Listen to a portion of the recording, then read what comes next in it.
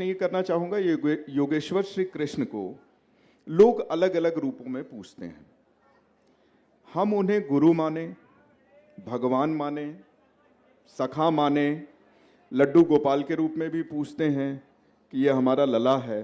तो हमें किस रूप में मानना चाहिए, और अलग अलग रूपों में मानने के साथ ही हमें क्या क्या ध्यान रखना चाहिए ताकि उनका सम्मान बना रहे?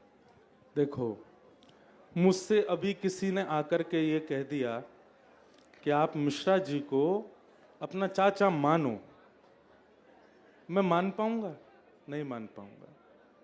ये मानने वाली चीज नहीं है। मैं तो कहता हूं लोगों से कि दो संबंध आप बनाओ ठाकुर। ये बहुत घनिष्ठ संबंध आपके चाहने से नहीं बनेगा, ठाकुर जी के चाहने से ही बनेगा। दो संबंध सबसे अच्छे हैं संसार में ठाकुर जी से बनाने के लिए।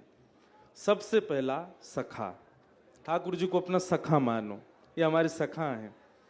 और दूसरा सबसे बढ़िया संबंध है गुरु, गुरु मानो। इनके अलावा जितने भी संबंध हैं, तो है मोहे नाते अनेक मानिए जो भावे, ज्यों त्यों तुलसी कृपाल चरण शरण पावे। गोस्वामी तुलसीदास जी कहते हैं कि अनेक नाते हैं ठाकुर जी से, हम चाहे जो मान सकते हैं, पर हमारे मानने से काम बनेगा नहीं। हमारे काम, हम केवल दो ही संबंध बना सकते हैं, या तो मित्र का या फिर गुरु का। अच्छा, एक और बात, व्यक्ति बिगड़ता और संभलता इन दोनों से ही है। वो बिगड़ेगा तो भी गुरु अगर ठीक नहीं होंगे तो भी बिगड़ जाएगा, संभलेगा अगर गुरु ठीक होंगे तो संभल जाएगा। ऐसी सखा, अगर सखा उचित नहीं होगा तो भी वो व्यक्ति अपने पद से भ्रष्ट हो सकता है, और सखा अच्छा होगा तो उसको कुछ बना भी देगा।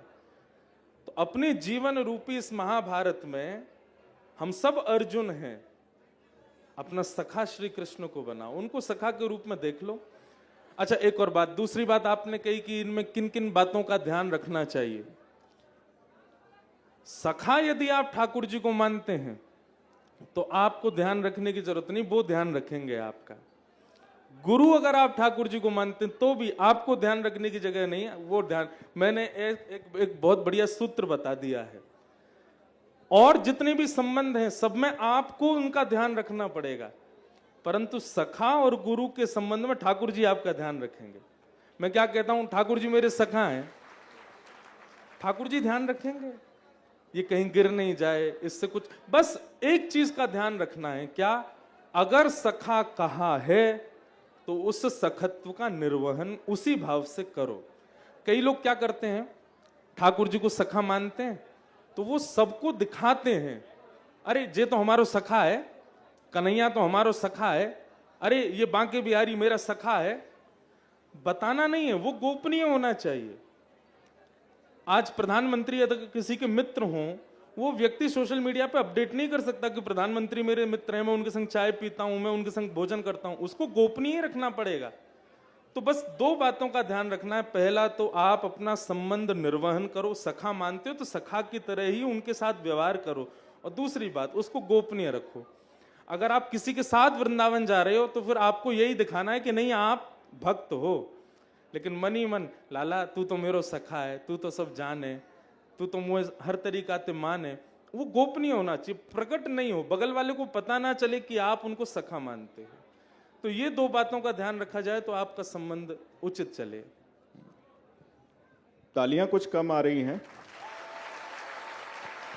अच्छा, मैं खुद इतने सम्मोहन में बंध गया कि मैं भूल गया कि मुझे पूछना है, और मैं सुनने में लग गया। फिर जब आप रुक गए तो मुझे लगा कि अच्छा मुझे पूछना है।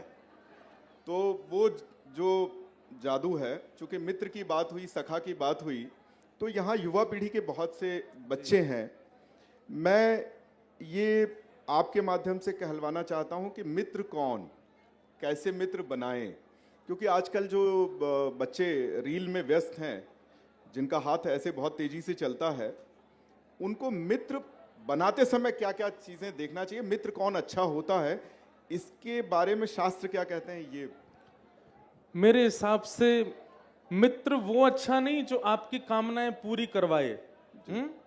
रात में फोन करे 11 बजे, चलें भैया 56 कुछ खा के आवे, हाँ, वो मित्र उचित नहीं। मित्र वो उचित जो आपका एक, हर व्यक्ति, एक एक बात बहुत ध्यान से सुनिएगा, संसार में कोई भी व्यक्ति